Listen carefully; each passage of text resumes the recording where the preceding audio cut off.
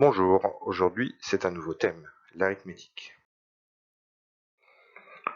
Pour commencer l'arithmétique, nous allons voir les ensembles de nombres. Les nombres sont classés dans différents ensembles, ces ensembles pouvant être inclus les uns dans les autres. Le premier ensemble que nous pouvons aborder, c'est l'ensemble des entiers naturels, celui que l'on a vu depuis qu'on est tout petit. La lettre n représente ces nombres, et ces nombres entiers naturels sont les nombres que l'on a découverts tout au début de notre scolarité, et même avant, quand on a parlé de la notion de quantité. Ce premier ensemble d'entiers naturels peut être complété par un deuxième ensemble, les entiers relatifs, que l'on notera par la lettre Z. En fait, les entiers relatifs, ce sont les entiers naturels, que l'on connaît depuis très longtemps, auxquels on ajoute tous les entiers négatifs. Les nombres entiers sont complétés par d'autres nombres, notamment les nombres écrits sous la forme d'une fraction, pour former l'ensemble des nombres rationnels, notés Q. Les nombres rationnels sont donc tous les entiers, plus tous les nombres écrits sous la forme fractionnaire. N'oubliez pas également les nombres décimaux, par exemple ici 2,5, qui peut s'écrire sous la forme 25 dixièmes. En plus des nombres rationnels, il existe d'autres nombres pour former l'ensemble des nombres réels, notés R, c'est-à-dire l'ensemble de tous les nombres que vous connaissez. Bien sûr tous les rationnels, mais aussi par exemple pi, ou racine carrée de 2, ou encore racine carrée de 3 sur 3. Nous voyons ici un graphique qui résume un petit peu la situation. Les entiers naturels, 0, 1, 234, à l'intérieur des entiers relatifs, Z, avec -5 et -1000 qui complètent tous les entiers naturels, tous ces entiers étant complétés par des nombres rationnels sous la forme d'une fraction ou des nombres décimaux, pour former Q, qui sont à l'intérieur de l'ensemble des nombres réels, l'ensemble de tous les nombres que vous connaissez. Sachez cependant qu'il existe d'autres nombres encore, que vous allez peut-être découvrir au lycée. À partir de maintenant, bien sûr, nous allons faire du travail d'arithmétique, c'est-à-dire que nous allons travailler avec les entiers naturels. Ainsi, je vous rappelle la définition de la division euclidienne. La division euclidienne, c'est trouver deux nombres, Q et R, qui respectent certaines conditions. Donc, ici, pour faire la division euclidienne de A par B, on trouve les nombres Q et R tels que A égale B fois Q plus R, bien sûr, R étant plus petit que B, B le diviseur. Q s'appellera le quotient et R le reste. Cette définition, c'est une définition que vous avez vue les années précédentes, vous devez la connaître. Vous devez savoir poser une division et vous devez savoir aussi l'écrire en ligne et reconnaître donc une division euclidienne en ligne. Attention, j'insiste, le reste est plus petit que le diviseur. La notion de division euclidienne nous permet de définir la notion de diviseur. Ainsi, un nombre B est un diviseur de A si, quand on effectue la division euclidienne, on obtiendra un reste égal à 0. Cette notion, vous l'avez déjà vue les années précédentes. Exemple, 132 peut s'écrire 11 fois 12. On pourra donc dire que 11 est un diviseur de 132, puisque le reste de la division euclidienne est égal à 0. Un autre diviseur sera 12 dans cet exemple.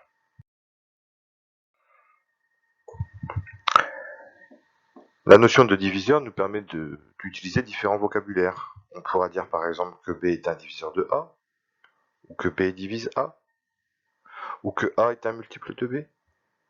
Et une définition un petit peu plus mathématique qui nous dit qu'il existe un nombre n entier naturel, tel que A peut s'écrire B fois n. J'aurais tendance parfois à vous dire, on peut écrire A égale B fois quelque chose, donc B est un diviseur de A.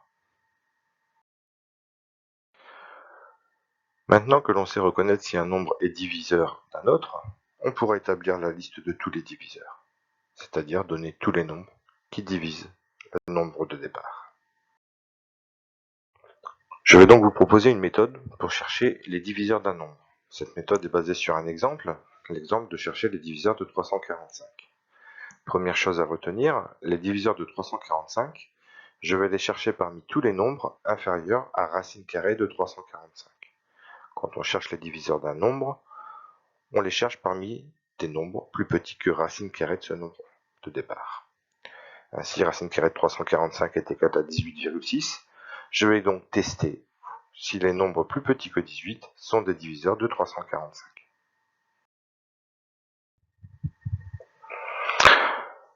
Deuxième chose à retenir, 1 divise tout le monde. Donc quand vous allez établir une liste de diviseurs, n'oubliez pas de mettre 1. C'est évident. 345 est égal à 1 fois 345. Je reprendrai cette égalité tout à l'heure. 345 n'est pas divisible par 2. Sinon, elle se terminerait par 0, 2, 4, 6 ou 8. Il est facile donc de voir que 345 n'est pas divisible par 2. Je ne fais même pas le test à la calculatrice. 345 est divisible par 3. Si je fais 3 plus 4 plus 5, ça fait 12. 12 étant la table des 3. Donc 345 est divisible par 3. Et oui, 345 est égal à 3 fois 115. Comme tout à l'heure, je reprendrai l'égalité pendant la conclusion. 345 n'est pas divisible par 4.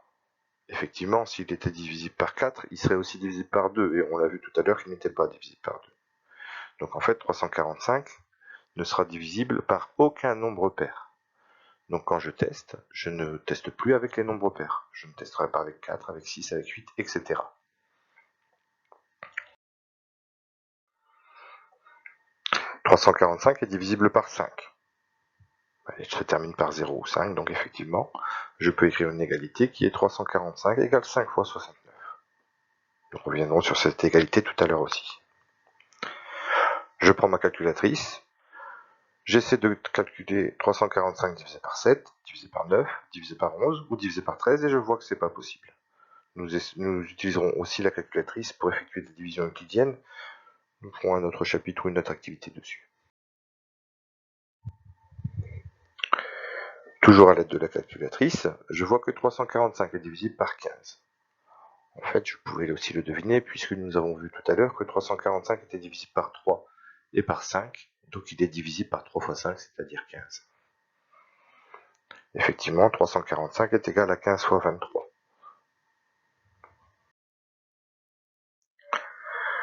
Toujours en utilisant la calculatrice, nous voyons que 345 n'est pas divisible par 17. Et puisque nous sommes arrivés à 18 qui est pair que nous ne testons pas, nous n'avons plus de nombre à tester et nous avons donc établi toutes les égalités qui vont nous être utiles. Nous pouvons donc reprendre la liste des égalités que nous avons trouvées tout à l'heure, ce qui va nous permettre de voir apparaître la liste des diviseurs de 345. 1, 3, 5, 15, 23,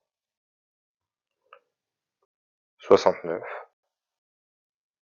115 et 345. Nous allons maintenant revoir une autre notion que vous avez déjà vue les années précédentes, les nombres premiers. Ainsi, je rappelle la définition. Un nombre premier s'il a exactement deux diviseurs, 1 et le nombre lui-même. Par exemple, si je cherche les diviseurs de 5, j'ai 1 et j'ai 5.